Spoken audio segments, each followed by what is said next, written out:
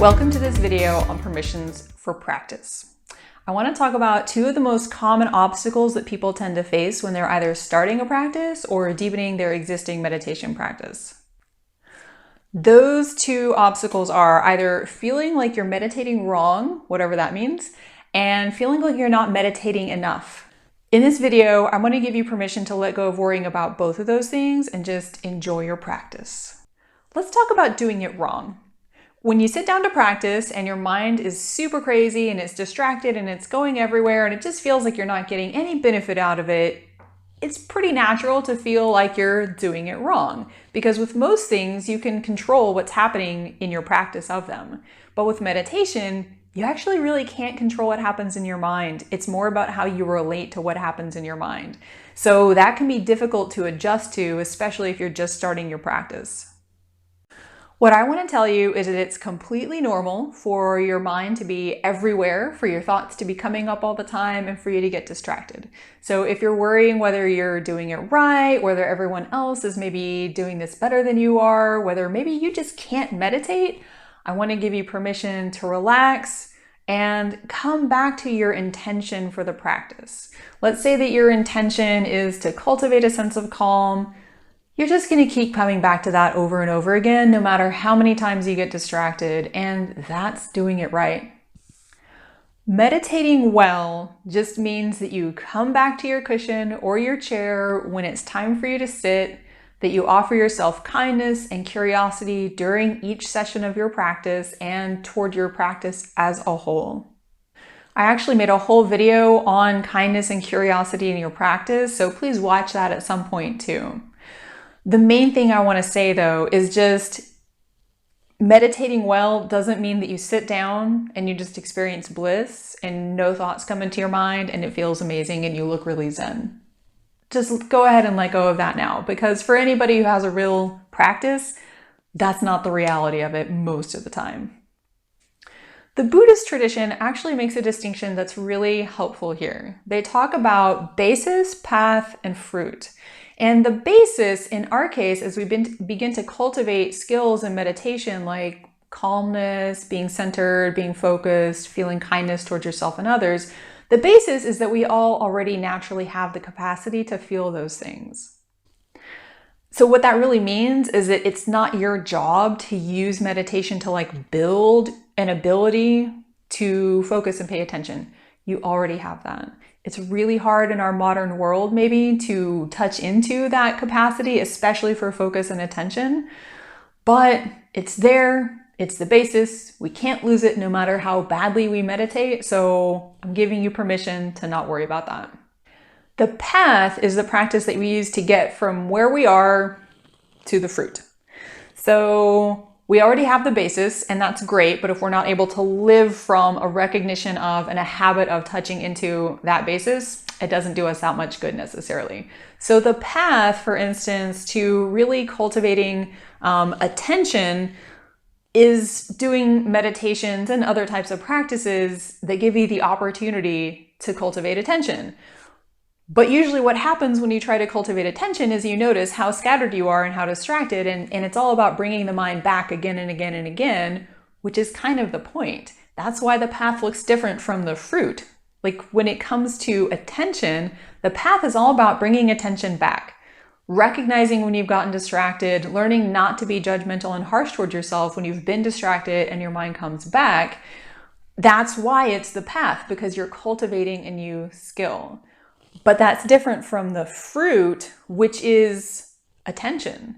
The fruit often is kind of an accident. You're sitting, you're meditating, maybe you've had a really rough first 5 minutes of your meditation, your mind is going everywhere, and then at a certain point you realize oh, I think I was just calm and focused for a minute.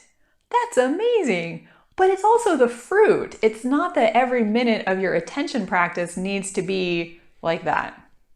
And you may notice that with this model of basis, path, and fruit, the basis and the fruit, the only thing that really distinguishes them is that the fruit of our practice is being able to realize what was there all along. To wrap up this section on the first type of permission that I want to give you, I just want to say, make sure you're distinguishing between path and fruit in your practice. And it's great to have an intention to sit down and cultivate attention or kindness or whatever it is you're working on.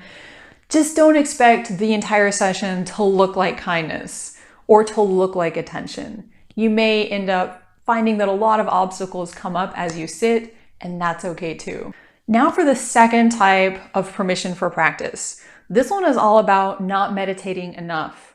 And I just want to say up front, most of us have busy lives, so it's difficult to sit down and find an hour or 2 hours or 4 hours a day to meditate, which is sometimes what people feel like they should be doing. And I just want to say, please give yourself permission to let go of that mindset of not enough. I think a lot of us really just stew in that sense that whatever it is we're doing, we're not doing it well enough, we're not putting in enough time, our results aren't high enough. So please give yourself permission not to have to do a whole lot of meditation, not to have to do it every day. This is not something that you're like carrying around with you like a heavy bag.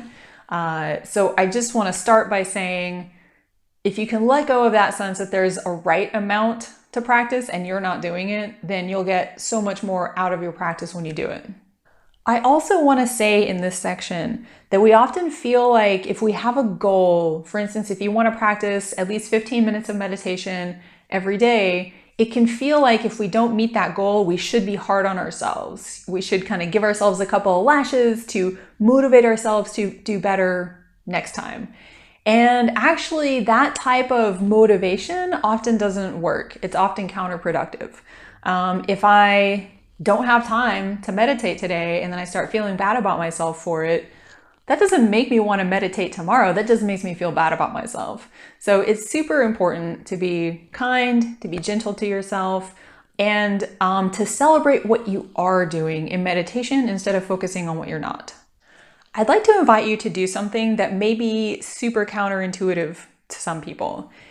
See if every time you sit down to meditate, especially if you don't have as much time as you'd like for that session, see if you can pretend that the time you have for that session is perfect, that it's all you need.